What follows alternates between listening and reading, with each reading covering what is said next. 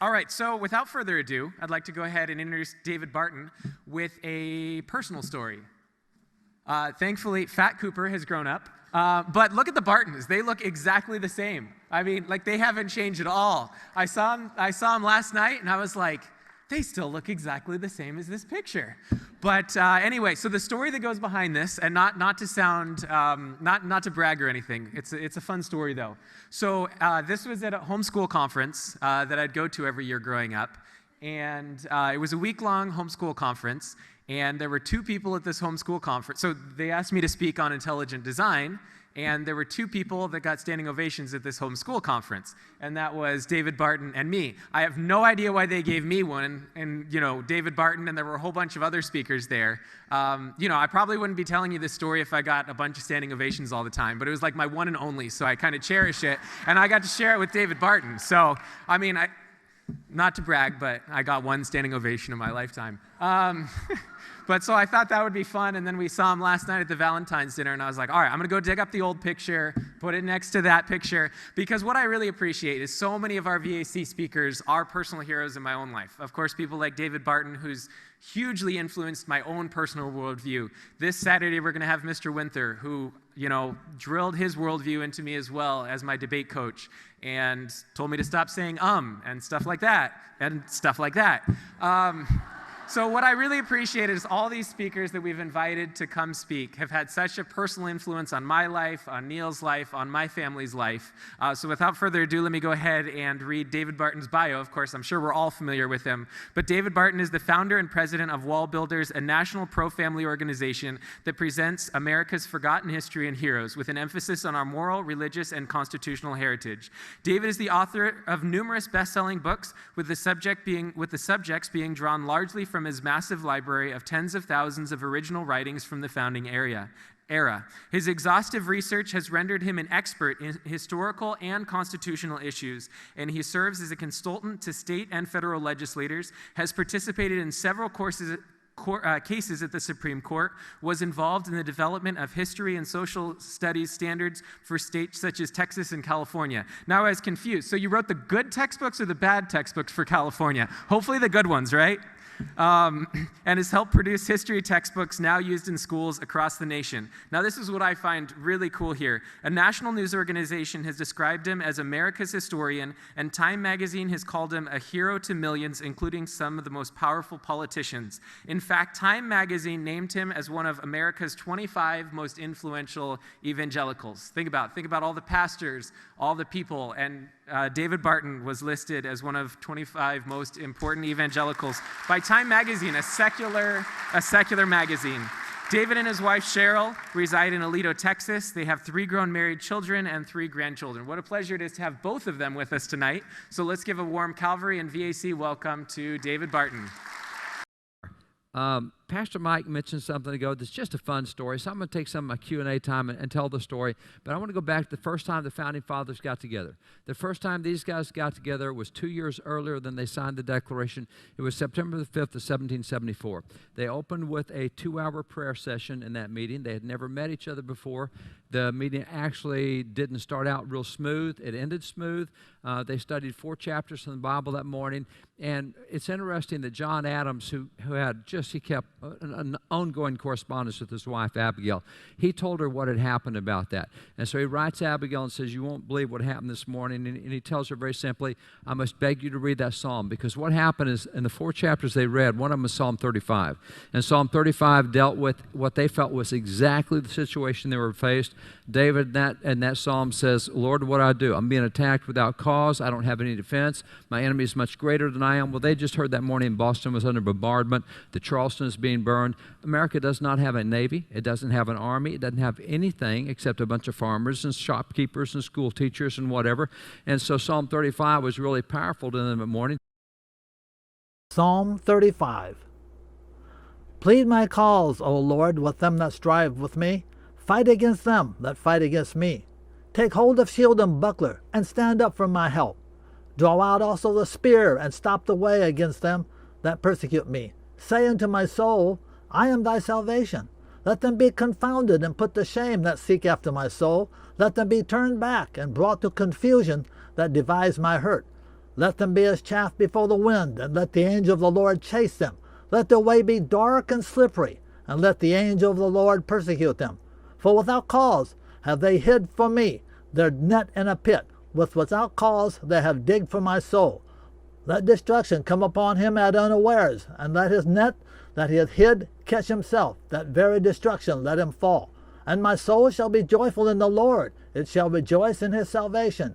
All my bones shall say, Lord, who is like unto thee, which delivereth the poor from him that is too strong for him, yea, the poor and the needy from him that spoils him.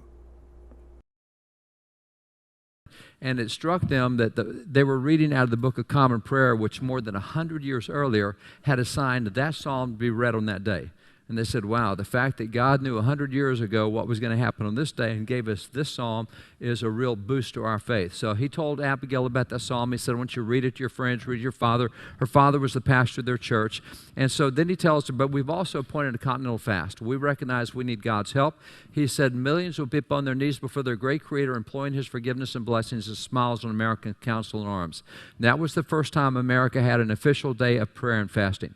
You will find that in the Continental Congress, there were 15 days of prayer called. 8 of the days were for prayer and fasting, and 7 were for prayer and thanksgiving. They would have a day of prayer and fasting like that, and then see God answer the prayers, and so they'd come back and have a day of thanksgiving. Then it would get rough again. They'd have another day of prayer and fasting, then God would answer the prayers. They'd have another day of thanksgiving. 15 times it went back and forth. Prayer and fasting, thanksgiving. Prayer and fasting, thanksgiving. So 15 times, and by the way, that was pretty standard in America. You'll find that by the time we get to 1815, there had been 1,400 official government-issued calls to prayer in America by 1815. So anybody that says these guys are a bunch of atheists, agnostics, deists, I've never seen deists pray like these guys prayed. You know, government calling for prayer 1,500 times or 1,400 times by 1815. So back to this day of prayer and fasting. About 6 weeks later, John writes his wife Abigail a letter. He says, you remember that day of prayer and fasting we had? He says, you're not going to believe what happened. And he went through and started telling her things that had happened. He said, for example, we've captured a 20-gun British man of war. We've captured a 64-gun British man of war. He said Colonel Smith and a group of his men has just captured a British fort.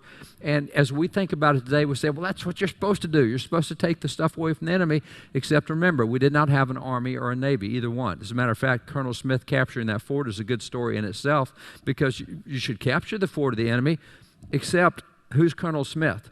Back then, because we did not have a military, what we did was, if you could get 20 of your neighbors to enlist in the military with you, you got to be a colonel in the military. So Colonel Smith and his men means Farmer Smith and a bunch of his neighbors just captured a British fort. I mean, that's a big deal because, again, we're not professional military. So this is the most powerful military in the world, the Great Britain, and we have beat them. And then we have captured their warships. How do you capture a 64-gun British warship and a 20-gun British warship without a navy? Well, we kind of had a navy, and as Mike said, if you want to go to the 3rd floor of the Smithsonian, you can see it. This is the navy. It's not much more than a rowboat with a cannon in each end, but this is the... That must have really scared the British to see this coming after their warships, you know. This is why John Adams told Abigail, he said, Abigail, he said, it appears to me the eternal Son of God is operating powerfully against the British nation. They saw so many interventions along the way. So that's the story that Mike was talking about. It is a cool experience. If you go to the Smithsonian, go up on that 3rd floor, see the gunboat Philadelphia. We actually, a few years after that, started getting into some actual ships. We would have 8 and 12 and 16 gun ships against their 64 gun ships, but nonetheless, we're still able to win a number of battles. So a lot of fun stuff to see in the American Revolution. What I want to talk to you about tonight really deals with kind of where we are in the culture. As conservatives and a lot of us supporting Trump, didn't like what happened, where it's gone. We don't like the first 40, I think last week it was 42 executive actions and orders. There were more executive orders issued in the first 9 days of the Biden administration than 15 presidents had in their total 4 years. So the executive orders are coming out. I think there's 42 executive actions that have come down now. And so seeing what's there, there's a lot of stuff, and it's kind of frustrating. And by the way, how come none of the lawsuits? Well, you're not hearing, but the lawsuits still are ongoing. There were 81 lawsuits filed after the election. Of those, some have been settled, but there are, for example, some of them were dismissed because of lack of standing, but of the ones that remained, there were 47 lawsuits that remained after the election. Of the 47 lawsuits that remained, 22 have been settled. And of the 22 that have been settled, Trump won 15 and lost 7. Now, that's a pretty strong ratio, 2-to-1 ratio. You haven't heard anything about those cases at all. You haven't heard probably that the U.S. Supreme Court last week asked for more of the cases to come to the court. There's still 25 cases active going. I don't think it'll change anything in the election at all, but it will change a lot of election laws. I feel certain the issue in the election were twofold. You had the issue of fraud, and you also had the issue of law. The issue of fraud is what you heard from Sidney Powell and Lynn Wood. The issue of law is what did not get raised till late in the campaign. That's probably the strongest issue they had to work with, was the issue of law. So that's the one that's still ongoing. There's just, again, there's still a lot of stuff out there, and so a lot of people are frustrated, and as we get frustrated, we look for things to do, and so it has gotten really intense with the aggression on the other side. H.R. 1, the first bill, the first 10 bills in Congress typically are called leadership bills. H.R. 1 through H.R. 10, these are leadership bills, and that's what the Speaker gets to designate for whatever she thinks are the most important things. And so 1 is H.R. 1, which is federalizing all states for any elections. You no longer have state election laws. We'll take care of everything. So 100% excuse-free absentee balloting, all the things that conservatives think are really dangerous, that's what's in it. And so that it's just a lot of stuff that's very concerning.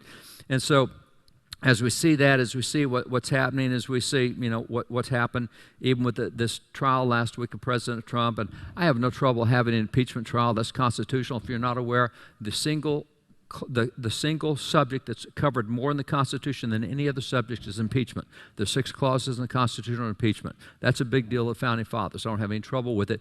But I do think you have to run it according to the way the Constitution says you run impeachments. And we've had 21 impeachment convictions over the years since the Founding Fathers. Founding Fathers did many of them. We've had 21 impeachment indictments is what you'd call it, but 21 impeachments and 8 convictions. You have to run them by the Constitution. And there were 2 specific clauses last week that were absolutely blatantly violated. Article 1, Section 3, Paragraph 6, and Paragraph 7. You cannot impeach the President of the United States unless the Chief Justice of the Supreme Court is sitting in the seat. He was not, because he didn't feel it was constitutional. And I agree with him, because you can't impeach a president if he's not a president. I mean, he's not a president. He is out of office. You can't impeach someone that's out of office. You might as well impeach me or impeach Mike or impeach Neil or somebody else, because he's a private citizen at this point. And then on top of that, they wanted to impeach him to keep him from ever again running for office.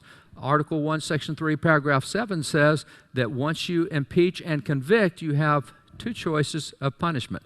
One is you can remove from office, or 2, you can remove from office and prohibit any future office. Now, out of the 8 convictions we've had in history, 3 of the 8 prohibited any future office. But you can't prohibit future office unless you can remove from office by conviction.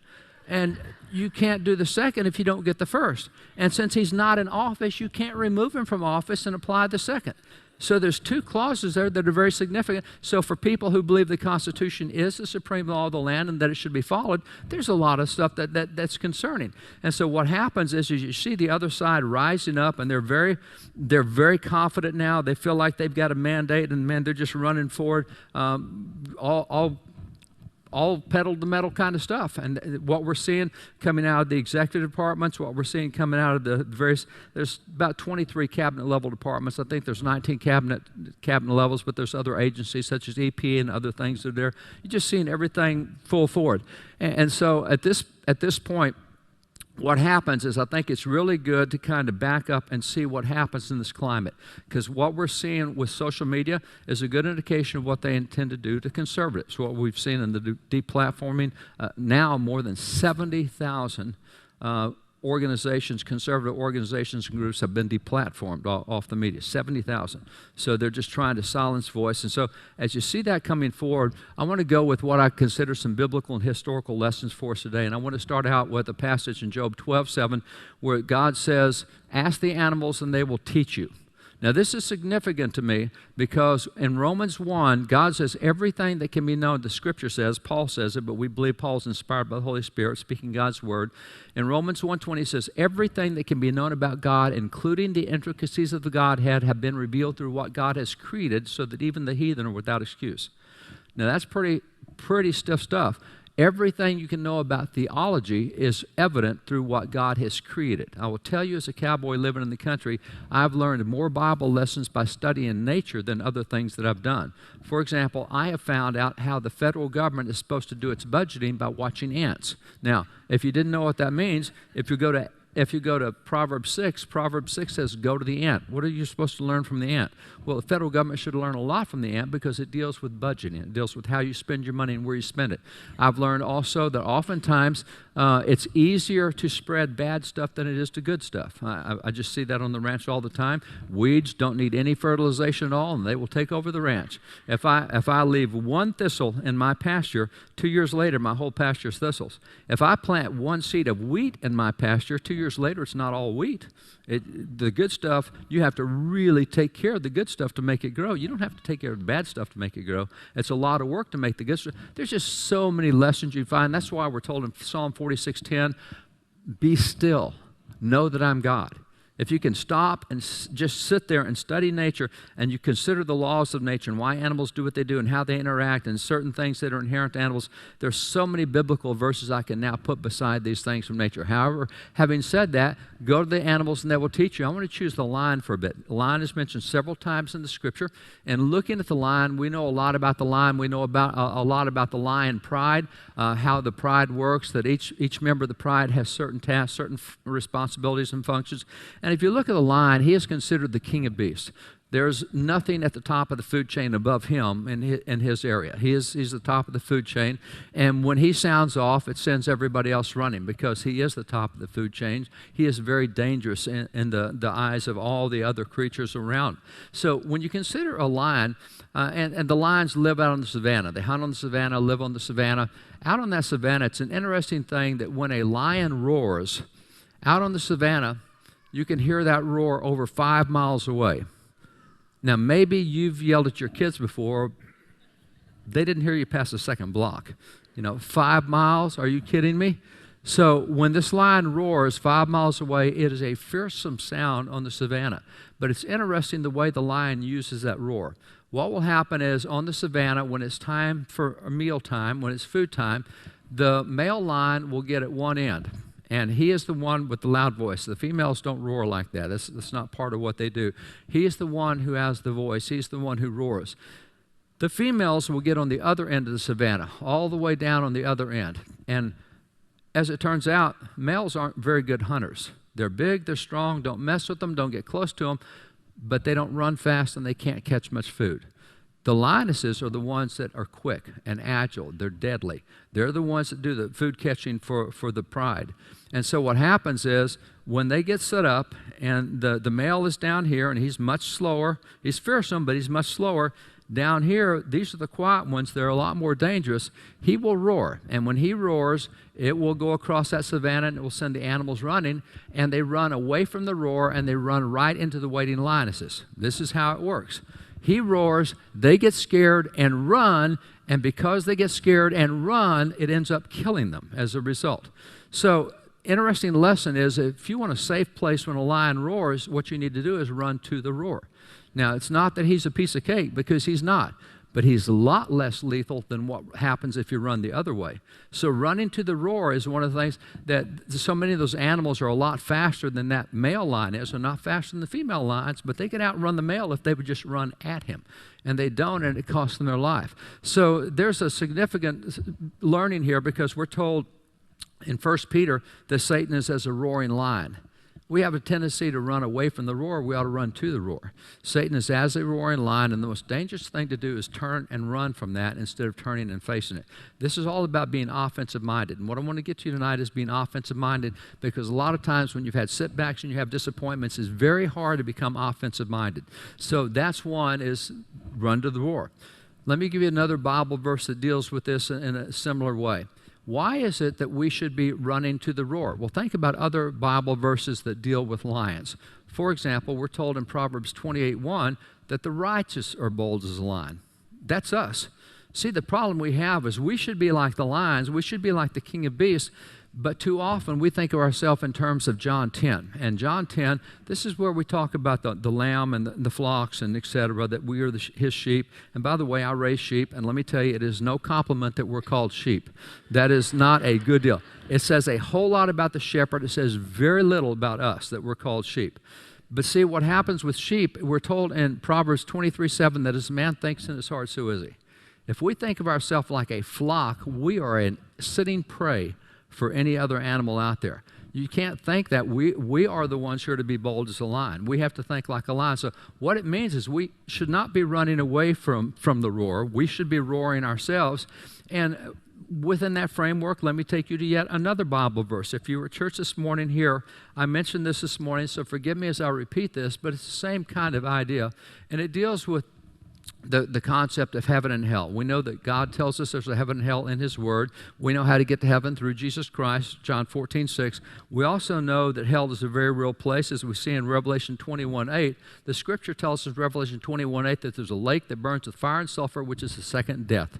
So there is a real hell according to God. And who goes to hell? Well, the first part of the verse tells us very simply that it's the faithless, the detestable, the murderers, the sexual immoral, the sorcerers, the idolaters, and all the liars. These are the folks who end up in hell.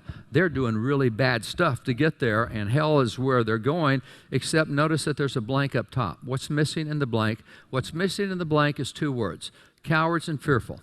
It's interesting that the cowards and the fearful, the ones who have no backbone, they're the first ones that get thrown into hell. Now, being a murderer is a really bad thing, but apparently being a coward is maybe worse than that. I can't say that that's really true, but that's what's at the top of the list, is being a coward. So again, this is the concept of running away from confrontation, not being offensive-minded, being defensive-minded. And that's what a lot of cowardice is, and fear is, I don't want to say anything because it starts something, we'll get in trouble, and I'll just keep my mouth shut. And so that's why there's such a culture of intimidation right now, because it works so well. It gave you a stat this morning, if you were here, that 77% of conservative-minded people now self-censor because of threat of being deplatformed or being attacked on Facebook or getting doxxed or whatever it is. So they just keep us silent, and we turn, and we're showing no backbone in this. We're not running to the roar. We're just kind of backing off and being quiet and hoping that God will save this, and maybe if we can have a revival, the whole climate will change and we won't have to have these conflicts. But see, again, the concept is running to the roar. So we need to be offensive-minded. We need to give a different mindset. Show you another scripture that deals with this. It comes out of Job. In Job chapter 39, what happens if you're calling Job? You start out with Job, a very righteous guy, and he's in a test that God is, it's actually, Satan says, you can't depend on Job. I mean, this guy, he only serves you because of what he gets out of this deal. And God says, that's not true. He has character integrity. And so if you watch, what happened in Job is not fair at all. You have to say what happened to Job and losing everything he had, losing his family, losing all his possessions, losing his health. None of that was fair. But you see, fair is not a word that appears in the Bible. It has nothing to do with it. Fair is subjective. It wasn't about what was fair. What was it about? God was looking to see how, God didn't look at whether what happened to Job was fair. God was looking to see how Job responded in those circumstances. It was more important, it's always more important how you respond than whether what happened to you is fair.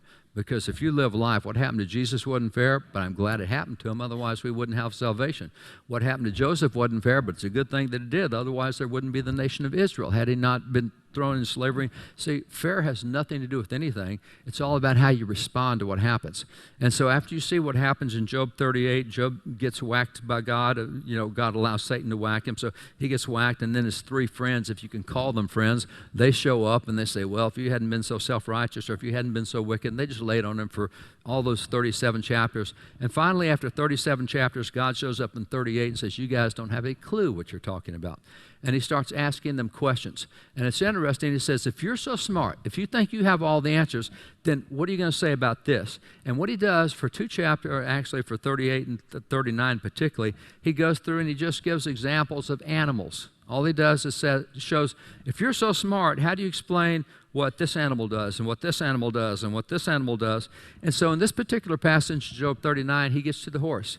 And he says, if you're so smart, tell me about the horse. He said, and he asked him, he said, do you give the horse its strength or clothe its neck with a flowing mane? Do you make it leap like a locust, striking terror with its proud snorting? It paws fiercely, rejoicing in its strength, and it charges into the fray. It laughs at fear, afraid of nothing. It does not shy away from the sword. The quiver rattles against its side, along with the flashing spear and lance. In frenzied excitement, it eats up the ground. It cannot stand still when the trumpet sounds.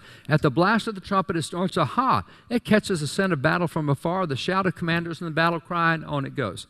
Now, I've got 2 kids active duty military right now. We are high-tech military. There's no question about it. One of my kids is a Black Hawk pilot. So what we do with technology is amazing. We therefore don't think about the old war horses, but the war horses were very, very significant. You see what place they played throughout history of warfare. You go back to the Egyptians, Assyrians, and Jews. The artwork from back then shows it. As you move forward through the Greeks and the Romans and the Babylonians, you see it again. As you move into the Celtic thing in Europe, you see the war horse, how significant. Even in the early years of America, the war horse was super, super important. I mean, it was really important. And it's interesting to see this war horse because this is kind of, in that day, this is your high-tech kind of stuff. I mean, what you would do as a cavalry, up through World War II, we still had cavalry. What you did with horses was very significant in battle. And if you look specifically, God says, don't you know, I made these horses. Don't you see how I made them? And I want to just pull out 3 phrases. I made these horses. They laugh at fear, afraid of nothing, and do not shy away from the sword. That's an offensive minded again. God made these horses to be able to go into battle and engage in battle, and fear doesn't bother them. In frenzied excitement, it catches sin of battle. In Job, he talks about how that it hears the sound of the war horn and starts pawing the ground. Can't wait to get into the next battle. Just looking for the next fight. So it's offensive minded. It's not trying to get away from stuff. It's looking for that, moving into it. It cannot stand still when the trumpet sounds. So again, here's another example of, if you will, we can call it running to the roar, but it's being offensive minded. This is the way God made things. This is the way we should be as offensive minded. Now, you look at social media, I talked about what's happened since the election. 70,000 groups have been deplatformed. They include a lot of just pure prayer groups, just people who did nothing more than just pray. But if you prayed for the election, that was the wrong thing to do. So they're getting deplatformed in the same way. So many pro-family groups now find that they're losing their things, that they're having their channels taken down off of YouTube. And of course, so much of the big tech guys all kind of cooperate across the platforms. At least you see the same victims appearing in all these different places. There were 70 pro-life groups taken down almost instantly after the election. And even the constitutional groups and conservative groups, they were all going away. And so as you look at all this that's happening, it's interesting that the other side not having trouble. We're the violent side, really. You see, there was one person who died in the siege at the Capitol, and now they've come out, and even CNN's reporting, well, the officer that died actually didn't die of anything that happened at the Capitol. It looks like there was pre-existing conditions. So there may not even be a death at the Capitol, even by CNN's own admission, and they admit nothing usually unless it's just so obvious they can't get away with it. But you're talking about 30 deaths and all the protests that have gone on that were allowed to go on for 100 days, and they weren't called sieges, they were called So it's okay for that group to do their stuff. It's not okay for our side to do, but that's the double standard we know that's there. So these groups exist. But what's the message out of all this? The message out of all this, if you guys don't tone down on what you're saying, quit saying that stuff, if you don't stop talking about that stuff, if you don't quieten down, we're just going to take you away and you won't have any influence at all. And so for fear of losing influence, we self-censor. We go back to saying things because, that's a little too close to the edge. I better not say that. I'll tone it down a little bit. People can figure out what I mean. So we're even self-censoring our own free speech because that's the message they're sending. Hebrews 10:38 says very clearly, God says, I take no pleasure in the one who shrinks. You back up. That's the wrong direction as a Christian to be going. And so again, this is the offensive-minded thing. This is thinking about running to the roar, if you will. So when you see what's happening there, if you get wind of a battle, be bold and run into it. That's what the war horse did. That's what God created that war horse to do, is to run into battle. It doesn't run from battle, it runs through. Now, I'm not telling you to be stupid and do things to create and provoke confrontation, but I'm telling you that when something happens, don't turn around and run from it. And I don't mean like in physical violence and confrontation. I'm in California and I feel naked because I don't have my gun that I usually have right here. So TSA frowns on that when I take it on the plane. I'm not talking about that kind of stuff. I'm talking about the mentality of not being defensive-minded, not backing away, but being willing to engage in debates, being willing to engage in conversations. And you don't have to be stupid and crazy in a debate and call people names. See, one of the things we do in the summer, we take young people from 18 to 25 over the summer in 2-week sessions. We do what we call leadership training, and a lot of it's simply apologetics. You'll find that Jesus was able to change the way people thought by asking questions. If you look at the Gospels, Jesus asked more than 300 questions. He rarely answered questions. He asked questions. So when we get young people together at the start of the 2 weeks, we don't care what you believe. We don't care if you agree with us or if you disagree with us. We'll ask you so many questions you don't even know why you believe what you believe. And once you figure out that you don't know what you're talking about, then it's real easy to start learning knowledge and finding out what's true. And what you do is you start asking questions to people on the other side. You know what they believe? You don't have to get in a debate with them. Just ask them questions and leave it hanging. You can walk off. That does more to start causing people to change the way they think.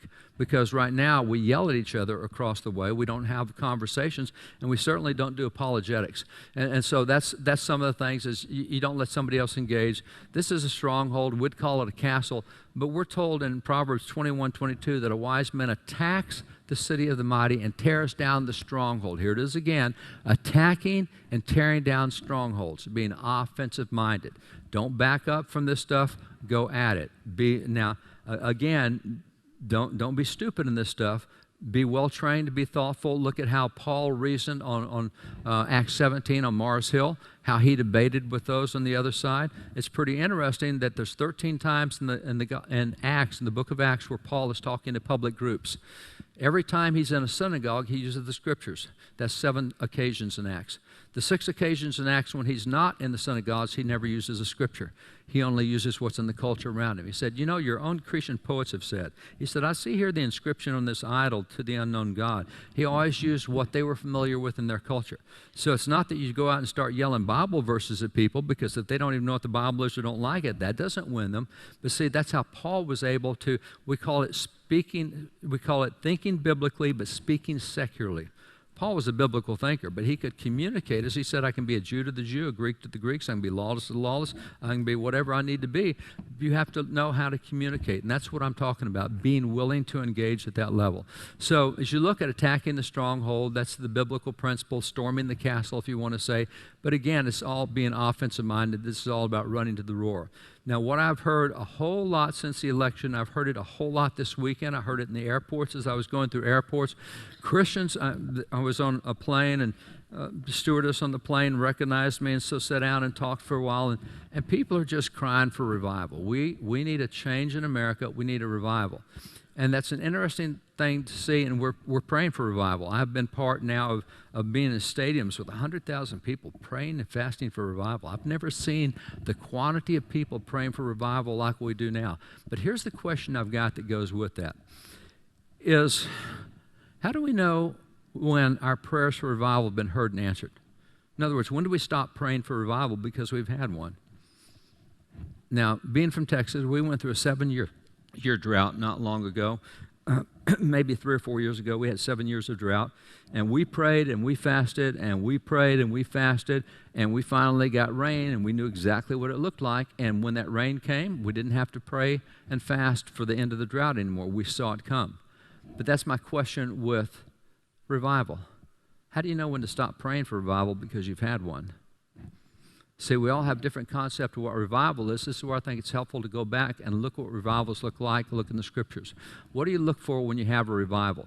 Going back into the Scriptures and into history, let's go back to the Scriptures first. In the Scriptures, there are a lot of revivals we find recorded in the Scriptures, both the Old and the New Testaments.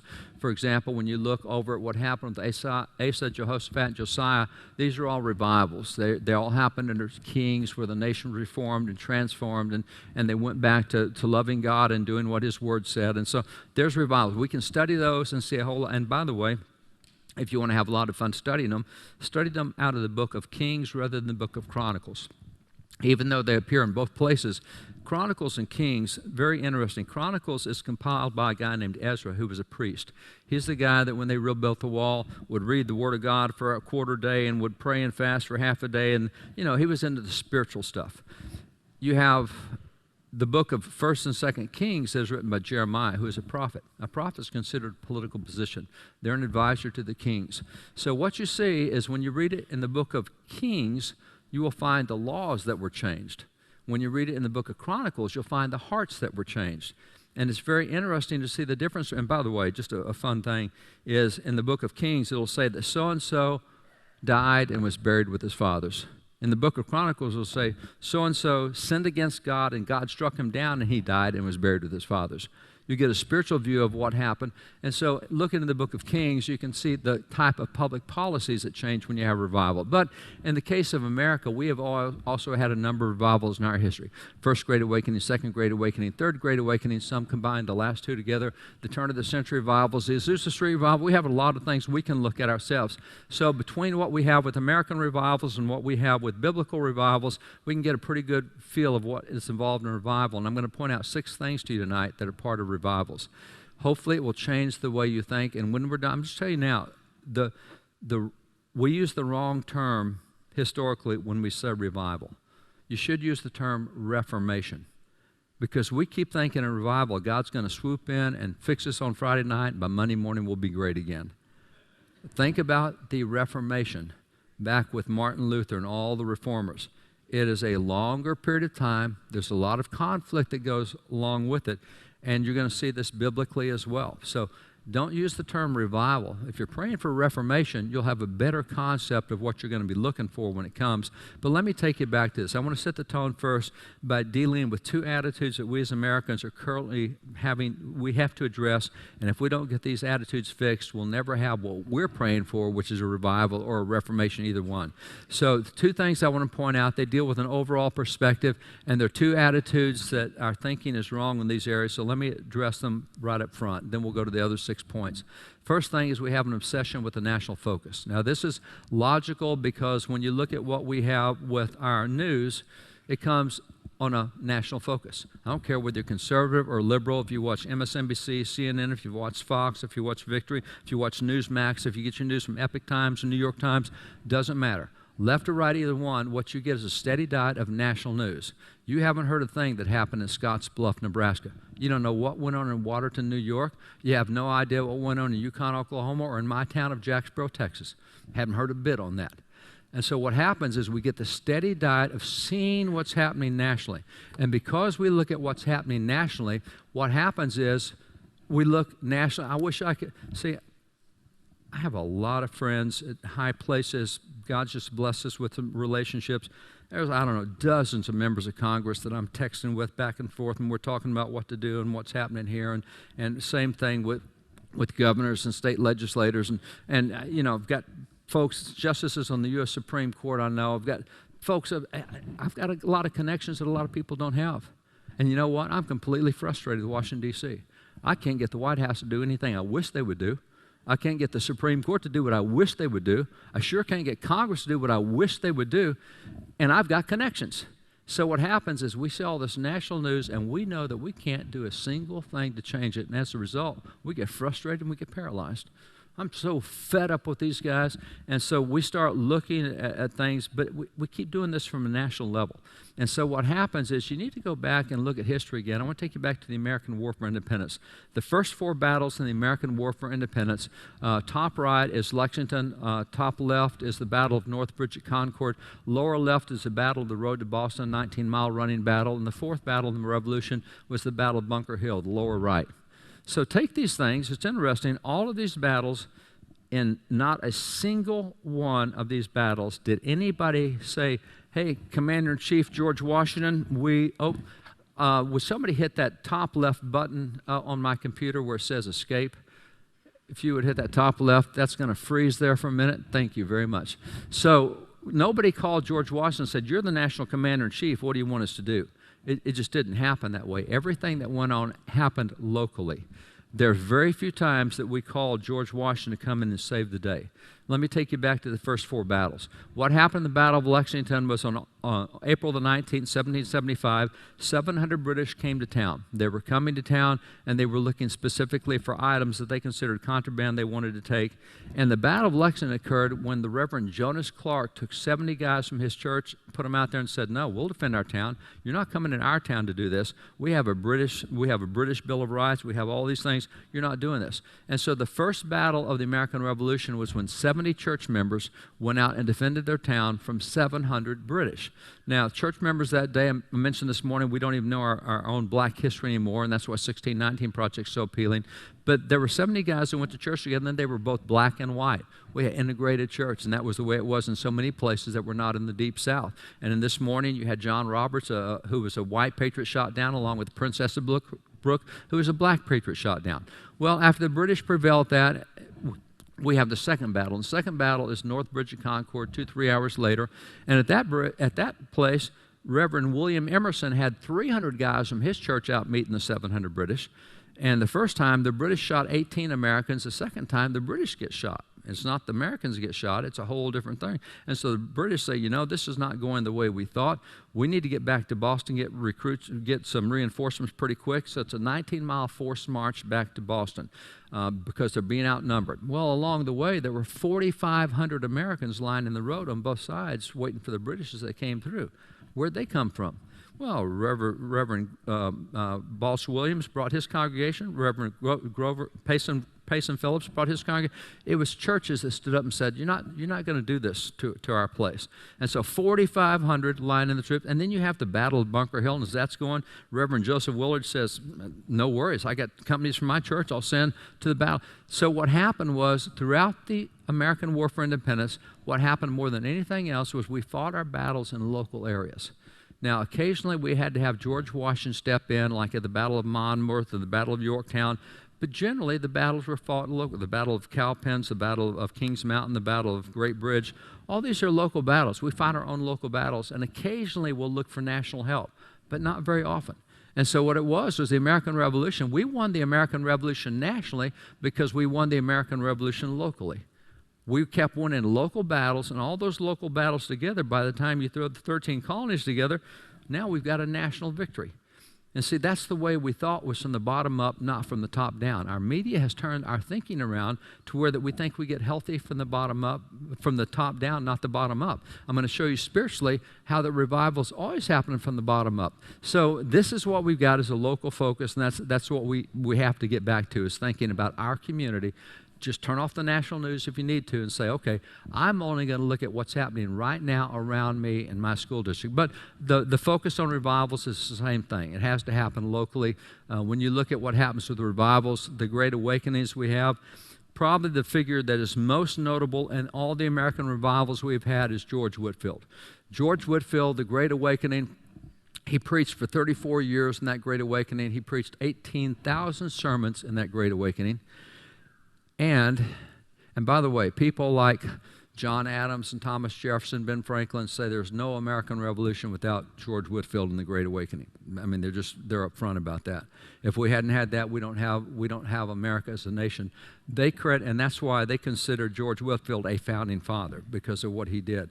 We don't talk about that in textbooks today because that's spiritual stuff. And we know when I was helping do standards in one of the Midwestern states that's supposed to be conservative, when we got working with the teachers and working with the educators to write the standards, and when we got to MLK, I said, well, let's make sure that when we talk about Dr. King, we call him the Reverend Dr. Martin Luther King. They said, oh, you can't say he's a reverend. I said, why not? Wasn't he? Yeah, but you can't put that in the textbook. What do you mean you can't put it in the textbook? He was a reverend. You just had the kids read the letter from Birmingham jail, which is Pastor MLK writing to 8 other pastors who are not in jail, and said, if you were standing for what's right, you'd been here beside me because you'd been in the same trouble I am if you were. And you're not even going to tell us, no, we can't say he's the pastor. So what happens is we don't even know that George Whitefield's a founding father in the eyes of the other founding fathers because he's a religious guy. We don't cover that in textbooks.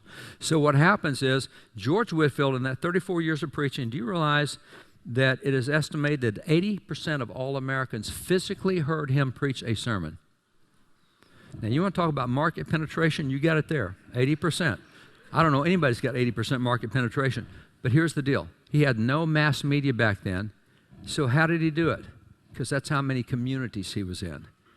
He was in a town with 300, a town with 800. This town's got 5,000. He went community to community to community. We had revivals in so many communities, it looks like a national revival because it was all the communities. Again, he didn't have stadiums with 100,000. I mean, he's going community to community, and that's what makes a revival so significant is it changes things at the local level. Now, along that same line, we rarely hear of Samuel Cooper today, and yet Samuel Cooper, all over America, we're having local revivals. When you get up to Boston, Samuel Cooper was the guy in Boston in the 1750s, and what went in Boston, he's like Whitfield in the Boston area. If you get down in the Philadelphia area, and especially the valleys around Philadelphia, Gilbert Tennant is the guy. What he was doing in Philadelphia in the Great Awakening, he's the guy in that area. And same when you get to people like Samuel Davies in Virginia. He's in the woods of Virginia. He's in the backwoods with all the rural folks. What he did in turning that part of Virginia upside down, see, it was local revivals happening all over the place, and you have so many local revivals that it looks like it's national, and that's the way it is. It's local first, and then it works up to be something national. So they occur locally. That's the first thing we have to deal with. We have to get off the national focus and start looking right at home around us. As Jesus said in the Great Commission, Jerusalem, and then Judea, and then Samaria, and then the uttermost parts of the earth. We keep looking at the uttermost parts of the earth. No. Get back to Jerusalem, right where you live. Get right where you are because that's where things change. The second thing we have to deal with is the concept that bigger is better. This is a big belief, and we see it in so many areas right now. You see it, for example, in the area of business. You know, Walmart, the bigger the box stores are, the cheaper the prices, the more commodities we have available, bigger is better. We see the same thing when it comes to education and government. We have now a couple of universities over 100,000 students, a bunch of universities over 50,000 students, and that's so big that's got to be good. Anything that big has to be really good. We think the same thing about government, apparently, because it keeps growing like crazy. Church, the same thing. You know, it's an interesting thing when you look at church. There are, with churches, a total of 384,000 churches in America today. Work closely with George Barna, and George does polling and calling 500 churches a day. What he's found out in calling 500 churches, and I don't think there's any pollster in America who is more concerned about biblical worldview than George Barna is. And so George Barna, calling 500 churches a day, has identified that 72% of current pastors do not agree with fundamental teachings of the Bible. So 72% of pastors do not agree that Jesus lived a sinless life or that you can't earn heaven. I mean, basic stuff. He's got 6 basic questions, and 72% disagree with those 6 basic premises. What that leaves us is 107,000 churches that do believe the Bible. He calls those churches theologically conservative churches, theologically conservative pastors. That's 107,000 of the good guys who actually believe the Bible, which is plenty enough to turn a nation. So, and these guys doing a lot of polling, one of the things he asked them is, all right, you're a theologically conservative pastor. How do you know if your church is successful? What do you do to measure success in your church? Here's the top 5 answers. How do you measure success? Well, I know my church is successful by the number of attendees, by the size of the offerings, by the square footage in use, by the number of programs, and by the number of staff. Can you show me a Bible verse to any that Jesus, is that a measurement he used anywhere? These are the theologically conservative churches, but we've so been programmed to think that bigger is better, that bigger attendees, bigger offerings, bigger square footage, bigger programs, bigger staff, this is good. No, that's not the measurement. And so what happens, you get whatever you measure. I mean, that's a business principle. Whatever you measure, that's what you're going to get. And if we're measuring for big, that's what we're going to get. But that's not the right mentality. Bigger is not always better in so many areas. Number of attendees, give you an example with that. When you look at mega churches right now, if I took a rural country church, I got little bitty churches out in my area. We're in the cowboy from Texas, got all the ranch lands around us. I can show you a pastor there who's got 25 in his church. If I went to that pastor and said, Pastor, we have just chosen you to be pastor of a mega church of 70,000, what would he think? Well, I've made it. This is success. So it's this mentality of bigger is better. And so what we have right now, in the last 20 years, we have had an explosion of mega churches in America. One of the church, a good friend of mine is a pastor. He has 92,000 people a week at his church. 92,000. So we have an explosion of mega churches in America over the last 20 years. But it's interesting, in the last 20 years, we've also had a dramatic decline in the number of Christians in America. So we're looking at how big things are, but we're not looking at the bottom line. And so what happens as a result is, I don't know of any pastor who would turn down a little bitty church if he had a chance. I could influence more. God wants me to influence as many people as I can if I have a chance for that. And so we think in terms of big numbers. So revival crusades is the same thing. If, I was part of a church and our board, we said, we're going to give $30,000 to some kind of crusade in India. And if we heard that they only had 7 people to crusade, we'll say, wow, that was a waste of money. We'll never do that again. How do you know that's a waste of money? How do you know that one person in there won't completely turn that nation upside down? See, we keep measuring by the wrong measurements. Jesus had huge crowds. We know that there were 5,000 men in the crowd, which means there were around 25 to 30,000 people in the crowd, counting women and children, etc. That's a huge crowd for back then, 25 to 30,000. Just imagine speaking outdoors to 25 or 30,000. But that's not what changed the world. What changed the world were the 12 guys he spent the time with. These are the ones that made the difference. It's not how many people he had following him. It's the quality of what he produced. And that is, again, the focus, is we're looking at bigger is better. No, let's look at quality and let's look at depth. Let's look at discipleship. And so that's another thing that has to be focused on, because when you're in a crowd, you can always look at someone else to do it. If you're sitting in a church with 92,000 people in church, somebody's going to take care of that. If there's only 8 of us in church, I'm going to have to do more than I plan to do. I mean, it's real simple. So we look at ourselves differently when we're not in a crowd. And if we think in that crowd mentality, we won't take the responsibility of stepping up to do the things we need to do.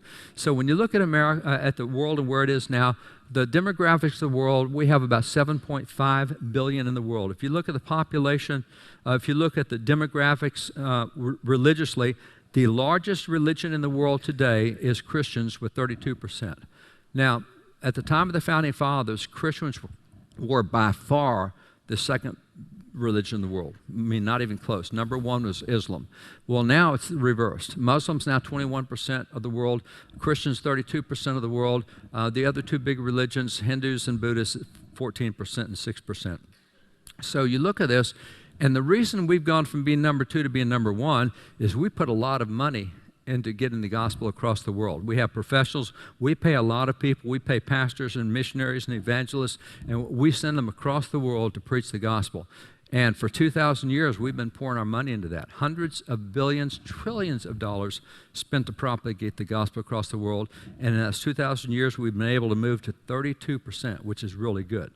However, let me propose a new scenario to you. If we took the Great Commission, which essentially says everyone reach one, he looked at his disciples, says, you guys go disciple someone else. You go find someone else. If we took that thing of discipling, if every one of us took one other person, consider what would happen. Let's take the 7.5 billion. Let's take the 32,000. Let's say that our only goal for this year is, I don't care what happens in the nation, all I'm going to do this year is find one person and get them thinking right. I'm going to get in the Word with them and help them learn how to think on economics and how to think on criminal justice, how to think on morality, how to think on marriage. I'm going to take one person and get them to know God in a real way and get them grounded in His Word. If I did that, that's my only goal this year, is one person. What that means is at the end of 1 year, we would have 64% of the world being Christian. At the end of 2 years, the entire world would be Christian in only 2 years.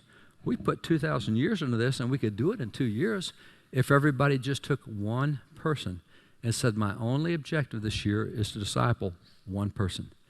See, that's the exponential growth rate, but we keep looking for masses and big numbers and big crusades and big programs, and that's just not the way Jesus did it, and that's not the way He tells us to do it. That's the way Americans think, but that's not the way it's going to happen. And so if we think that God's going to have a great revival and we're suddenly going to have churches packed up with people, no, not if we don't get involved and go individually find and disciple people, and that's what it takes. It's not the professionals, and bless his heart, what Mike has been through here with this church and standing up and having backbone and showing backbone, that should be standard with every church in America. It shouldn't be exceptional. It should.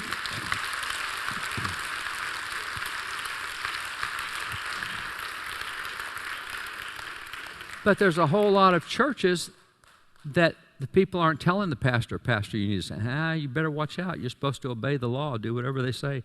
What if the Hebrew midwives had obeyed what Pharaoh said? I mean, it's just the Bible, Hebrews 11 is filled with all these people of God who disobeyed civil authority when it contradicted what God said. And so I keep hearing from, I've talked to so many pastors groups in this COVID thing where they said, well, you know, Romans 13 and 1 Peter 2, we're supposed to submit to governing authorities. Well, then what are you going to do with Peter and John in Acts 4 where they looked at the authorities and said, we're going to obey God rather than man, and turned and ended up with civil disobedience? I mean, the civil authority is put there by God to function according to the way that God told it to. And if it's not doing what God said, then you got a whole different scenario. Now, I'm not going to disobey government if they're doing what God said, but if they're telling me to do something God told me otherwise, we're going to have a problem. And I understand that I may end up in jail as a result of that. If I disobey a law, even if it's a bad law, I may end up in jail. I'm not going to be immune from punishment just because it's a bad law, but I'm going to be willing to do that because I answer to God more than I answer to my governor or my mayor or anybody else. I mean, it's just a simple thing. So...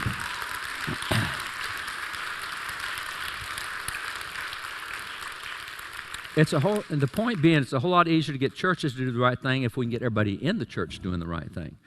And see, Mike's going to do the right thing whether you're behind him or not. I mean, that's irrelevant because he has that relationship with God, but that's what we all have to have. So back to this, the crowds, once again, shift the responsibility away. We keep putting professionals out there to do it when we're the ones that need to do it. So acting individually, thinking locally, that's the first thing it takes to have a revival. And that starts with us.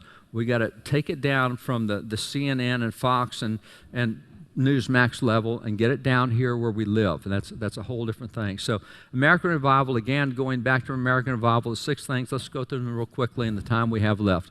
Number 1, revivals always require individual and local action. That's George Whitefield being in all those different cities in America, giving his whole life to doing nothing but having revival in city after city after city. The second thing is it's about discipleship. Going back to what we have in the Great Commission, Jesus told disciples, all authority in heaven and earth has been given. He didn't say this to the church because there wasn't a church back then.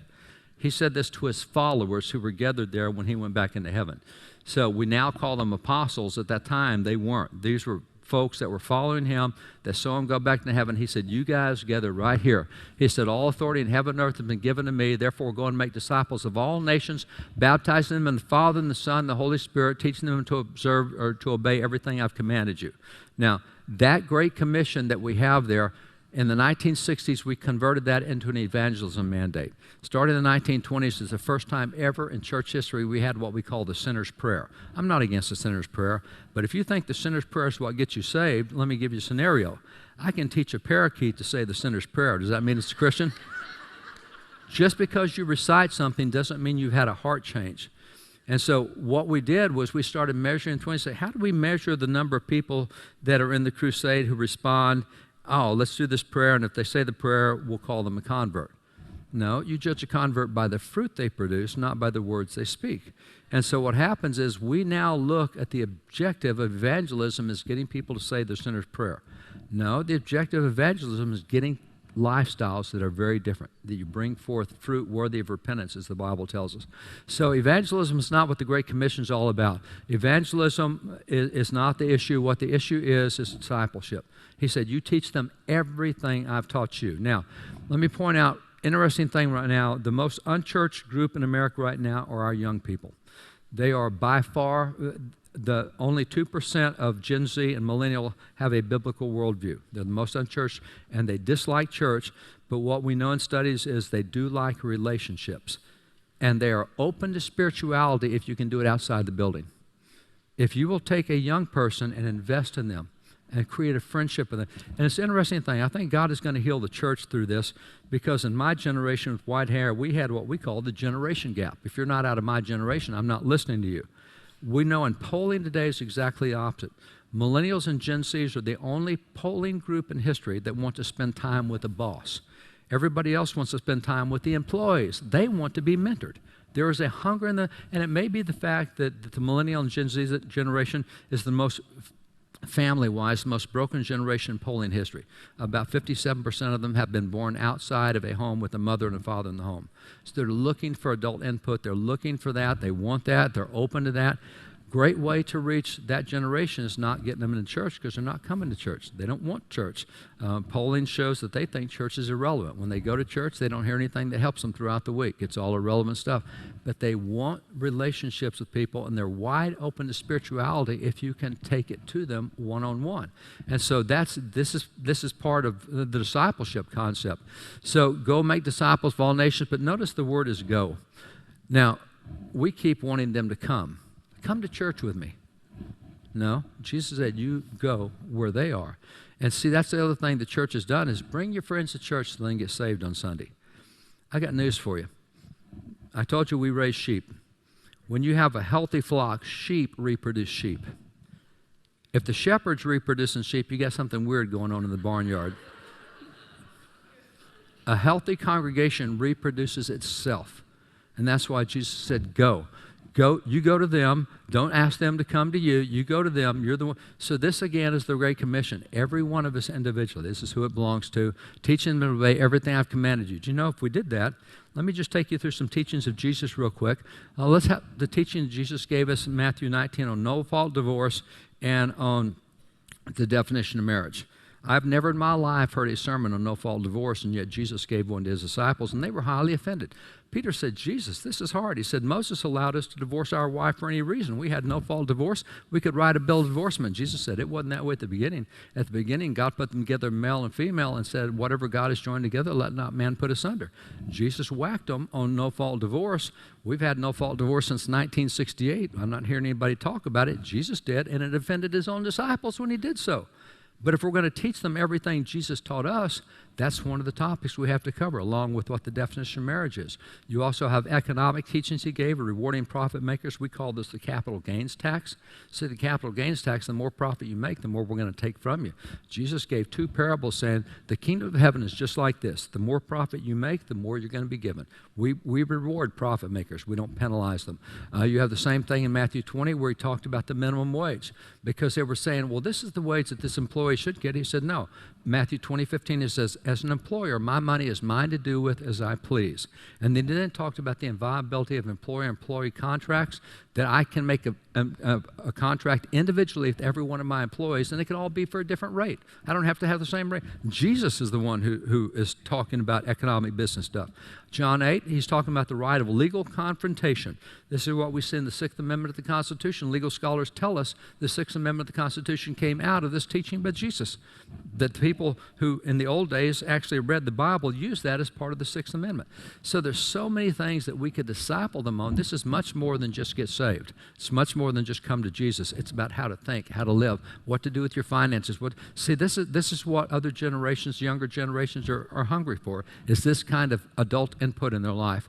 It's all about discipleship. Third thing with, and this is, by the way, we have so many original sermons in the Great Awakening, Second Great Awakening, Third Great Awakening, but it's about discipleship. I will just point out theologically for you. If you know what the difference between Armenian theology is and Calvinist theology, Calvinist theology by and large is not into evangelism, because if you're going to get saved, God's going to get you saved because he has the elect and he knows who they are. Armenian theology says you can choose God, and therefore we need you to choose God, and we can urge you to choose God, and we're going to help you make that decision. Back in the First and the Second Great Awakening, the entire theology of America was Calvinist. George Whitefield wasn't preaching get saved, because God's going to get you saved if you're supposed to be saved. I'm not telling you whether the theology is good or bad. I'm just telling you the way it was. And at that point in time, they weren't preaching get saved. They were preaching God wants you to live a righteous life, and here's what that means to live a righteous life. They were talking about lifestyle changes, not about whether you get Jesus in your heart, because as Calvinists, they believe God's going to do that. What you need to do is live your life according to God's Word. And that's what the First and Second Great Awakenings were about. We're being very practical. They were looking at how to live life as discipleship. So when you look at all these topics here, I put all these topics up because they've all been dealt with in the news in the past 24 months. And they're all dealt with in the Bible as well. Every Christian should be able to put a Bible verse beside every one of those issues because they're all in the Bible. This is what revivals did, was let me show you what the Bible says about economic issues. Let me show you what it says about immigration. Do you know in the Bible there's 3 levels of immigration? It's what we would call the green card and a naturalized citizen and a native-born citizen. Wow, the Bible dealt with that in immigration? Yeah, there's everything that's in the Bible. So this is what revivals were about. We're being practical. We have what's called the Founders Bible, which actually shows the Bible verses the founders used to create so many of these policies that we had back then. But going back to Jesus, it's interesting that when you read the Gospels, you find that Jesus only mentioned the word church 3 times. He mentioned the word kingdom 141 times. He wasn't into building the church. He was into building the kingdom. And there's a big difference between that. And so, again, it's how people think this is part of revival. The third step, the fourth part, is change occurs very slowly. If you look at the First Great Awakening, the First Great Awakening ran from 1730 to 1770. I told you George Whitefield preached for 34 years. That revival lasted 40 years. Well, take the Second Great Awakening. It goes from 1801 to 1878. 77 years? That means I could have been born in 1802, I could have died in 1877, I could have been 75 years old, and I never knew I was in a revival because my whole life was lived in one. See, it was hard to recognize revivals, and that's the thing, revivals span decades. They're not fast, they don't make super quick changes. We're looking for an immediate change. That's never the way they work. The turn of the century revivals that you have with D.L. Moody and Ira Sankey and others, 1880 to 1910, 30 years. So these are things that span decades. It's not like God comes in again on a Friday night and we're all well by Sunday morning. It just doesn't work that way. It goes decades. So revivals, typically, they're things that span decades. And here's the interesting part of it. Most people never knew they were in a revival till it was over, and historians looked back and said, I think that was a revival. Let's call that the First Great Awakening. Whitefield didn't know he was in a revival, nor did Mayhew or Cooper or the others. It's just what they did every day. They didn't know it was a revival. Historians are the ones that usually call it that after the fact. Most people in a revival didn't know they were in a revival. So again, if you're looking for sweeping, dramatic changes, that's not the way these happen biblically. So historically, it's a process, not an event. And a lot of people think we have to have a revival. It's an event. It'll suddenly change everything. It's a process. It takes a period of time. People don't change quickly. So that's part of it too. That's the fourth point of a revival. The fifth point of revival is it has to become transgenerational.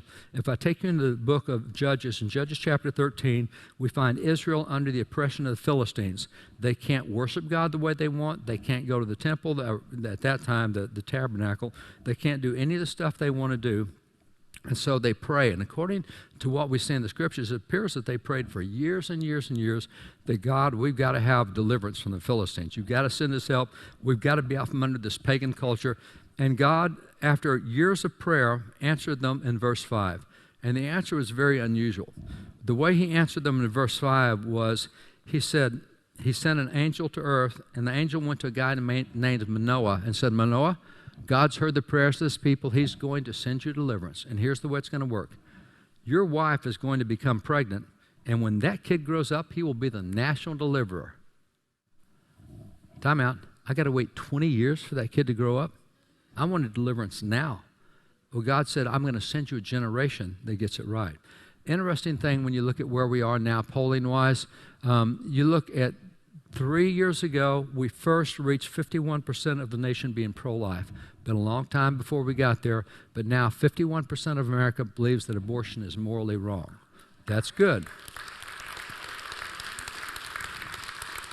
However, polling 10 days ago shows us that with millennials and Gen Zs, 80% believe that abortion is wrong.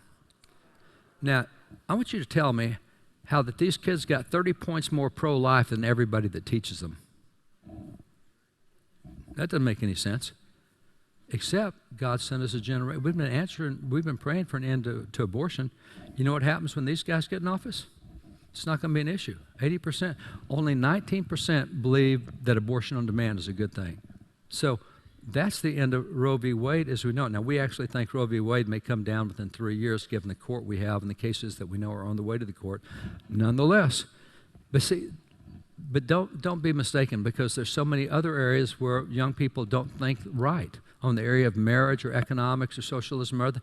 But on this, see, this is what happens, is God will send a generation, but we need to be ones to help everybody think right on all issues, including, as you saw before, young people don't have a good family relationship by and large. They need that, and that's what they would like to be mentored on. They'd like to have a strong family themselves, so they think wrong on that issue, but that's something that can change. So millennials, Gen Zs, is transgenerational, and the Great Awakening. Remember I told you about Samuel Cooper, who was up in the Boston area? It's interesting that in history, there was a young man that he spent a lot of time with, a young man that he kept pouring into. He could have had all the huge crowds. He kept pouring into this young man, and the young man ended up being a guy named John Quincy Adams. Oh, he had a pretty significant event. He's the hellhound of abolition. He's the guy who helped bring slavery to an end. You also have guys like, I mentioned Gilbert Tennant. Gilbert Tennant was there in the valleys around Pennsylvania. There was a young man that was with him all the time. He just kind of mentored and spent time with this kid. The kid is a guy that later we know as Benjamin Rush. He's one of the three most significant founding fathers. This guy signed the Declaration. He's ratified the Constitution, served in the first three presidential administrations. He's called the most famous physician in American history. He started the Sunday school movement in America. He started the first Bible Society in America, started the first Abolition Society in America. Unbelievable what the guy did. And he was mentored by that pastor who just spent time with the young person. You also have this guy. This is Samuel Davies. He's considered the greatest pulpit orator in American history.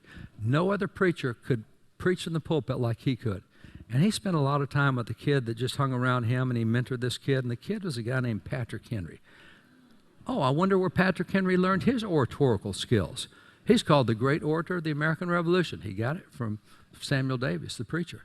See, this is what we did, is we mentored individuals that just ended up changing the world. We didn't know they were going to change the world, but this is all next generation kind of stuff. So that was the focus. I'm going to take you to John Quincy Adams for a bit, and then we'll get to the final point. John Quincy Adams, interestingly enough, John Quincy Adams, when he was 8 years old, had done all the musket training with the Massachusetts Minutemen, part of the militia training, 8 years old. So at 8 years old, Minutemen, yeah. And actually, when he was 10 years old, he was sent as secretary to the ambassador to France at the age of 10.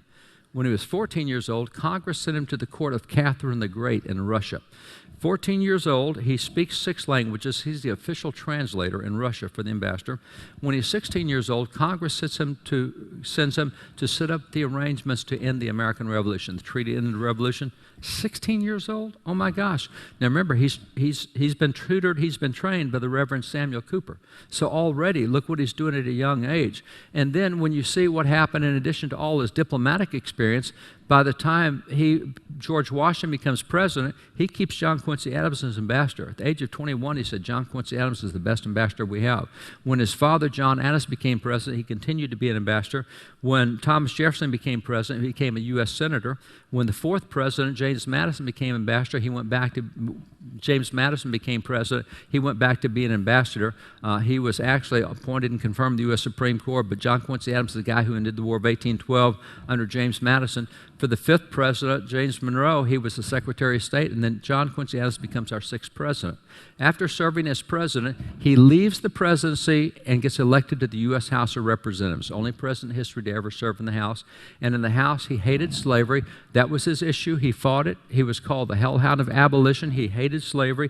And for 17 years, he remained in the House fighting slavery. He said 80% of the House is pro-slavery, but he's going to do everything he can to end it. And so he worked hard, and he's a very famous guy. I mean, he was known all over the world. He settled so many world disputes, was a world diplomat all over the place. And it's interesting that in the time he was in Congress, he was famous. I mean, he's a president. All these freshmen would come in, and they would kind of try to cozy up to the old man. He's just really famous. And as you can tell, he's not a people person. That is not his, He's into getting something done, but he did understand how important it was to train the next generation.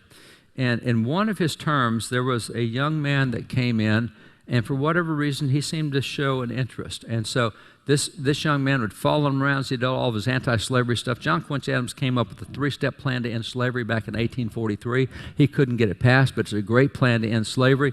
And all this anti-slavery stuff, and this young man is just watching. He's being mentored by John Quincy Adams. He's getting all this and learning all this. Well, it turned out that 14 months after this guy was elected, John Quincy Adams died on the floor of the House of Representatives. And so this young man was actually chosen as part of the official committee on the arrangements for pallbearer. They put him there with John Quincy Adams to help take care of the funeral.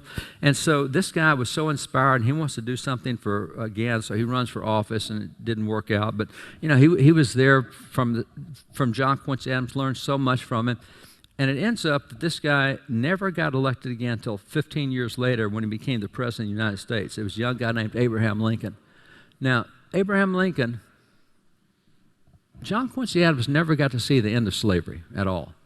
But he mentored the guy who ended slavery. He spent time with doing that. You see, it's not how many, it's who it is. And it's what you pour into them. And so when you look at the end of slavery and what Lincoln did and all the things that he did to bring an end to slavery, John Quincy Adams never got to see the end of slavery, but he got to train the guy who helped do it, got to help train that guy. And so this is what a revival does. It's the next generation, helping them think right, helping them know what to do, helping them understand, taking the experiences we've had as white-haired me, I'm probably the oldest guy in the room now for that matter, taking that experience and passing it on to people who can apply it and make something happen with it. So that's the 5th thing. The 6th thing is revival requires hard work. George Whitefield, going back to Whitefield, you remember that he without his preaching, there's no United States, what the Founding Fathers said, and he had a whole lot of opposition in his preaching. And a lot of the opposition came from the religious community. We know from the records that in his revival meetings, churches and pastors would tell their people, go out and get in a tree over the top of Whitefield and pee on him and defecate on him while he's preaching. They would tell their parishioners to hit him with stones, throw cabbage at him, throw potatoes, throw rocks. So, the church is the one who beat him up. If you want to read the writings against George Whitefield and the Great Awakening, nearly every one of them is written by pastors talking about how bad Whitefield is. So he's trying to save the country, and it's the church who's standing in his way. The church keeps fighting over that. So the opposition came from the religious community. And by the way, I've been on so many church staffs. I'm an ordained minister, and I've held most positions in churches except being pastor. I just don't have the courage to be a pastor. I don't have that kind of backbone, and I admire pastors, but I've been all sorts of other things. And it's an interesting thing in churches and in politics. I've political office for 9 years, elected to office, and what I've learned in both politics and church is that you have to wear a bulletproof vest. You have to. But you always wear it to the back because it's a friendly fire that kills you. It's not the opponents. And the motto I had hanging in my political office was, I don't need enemies, I've got friends. It was friends who did more damage than the enemies did. That's what happened with Whitefield. That's why I remind. By the way, can I remind you about Moses? He only fought the Egyptians one time. He fought his own people for 40 years. How much of a bummer is that? And then you think even what happened in the flood with Noah. I've got an Arkansas hillbilly friend who is so funny. He said, Noah didn't worry near as much about the waves on the outside of the ark as he did the woodpeckers on the inside of the ark. Yeah. But the principle is the same. Is so much of the opposition comes from those that should be our allies. And they're the ones that go, but this is every revival. When Finney was in the Second Great Awakening preaching against slavery, man, the pastors beat him up. How dare you get involved in politics? I'm not politics. I'm talking about policy. I'm talking about ending slavery. And Finney just got trashed by the religious community. So that was part of it. So it's always the old wineskins versus new wineskins. The church says, well, we've never done it that way before. But nearly always, about 3/4 of the way through the revival, the church jumps on board and then takes credit for the revival once it gets going. They fought it 3/4 of the way.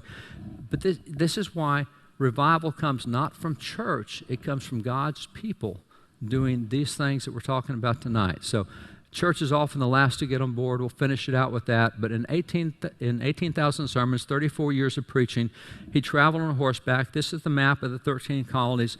George Whitefield went up and down from Maine to Georgia 7 times on horseback. You think that's a glamorous lifestyle? No way. You're outside, you have no control over weather. He's riding all times of the year. He kept a portable pulpit with him that he'd carry with him. He'd set that pulpit up in the pasture and go preach to the crowd there and then go to the next town. He did this all over America. Literally what happened was, this is how 80% of Americans heard him preach. That's a lot of work. If you think that God sweeping into the revival is going to make it easy on us, no. This is where it gets a lot tough. Is having a revival is a lot of work. His preaching literally killed him. In the last 2 years of his life, after he would preach, he would go over to the side, spit up his guts, throw up a bunch of blood, then he'd wipe his mouth and get back on his horse and ride to the next town and preach again. George Whitefield never knew he lived in a revival or that he was a revival. He was a revival by himself. Never knew that. So he ended up dying in Newburyport, Massachusetts in a church there, and he's buried in that church where he died. But his preaching is what killed him. But the result of that is we have a nation because of what he did. All of the hard work he put in, the Great Awakening, we look at it historically and think what a wonderful time that was. That's not the way any revival's ever been. Look at what happened under Asa, Josiah, and Jehoshaphat. What they went through was not easy. It was difficult, but those are all revivals. So looking at it from the end, just reviewing it real quick, if we want a revival, the question is, what price are we willing to pay? Because here's what happens in a revival. It takes a lot of individual and local action. It takes a lot of willingness to disciple others. It takes practical applications of the Bible, which means we have to know it first. We can't teach others what we don't know, so we have to know that. Then it's a process, not an event. We have to be willing to hang in there for a long time. It has to be transgenerational mentoring. We have to raise the next generation. By the way, if you're a Gen Z and you're here tonight, find somebody younger than you to teach. There's no age limit on what you can do to teach someone else. And by the way, if you're a Gen Z here tonight, there's probably a lot of old people you could teach the right thing to do.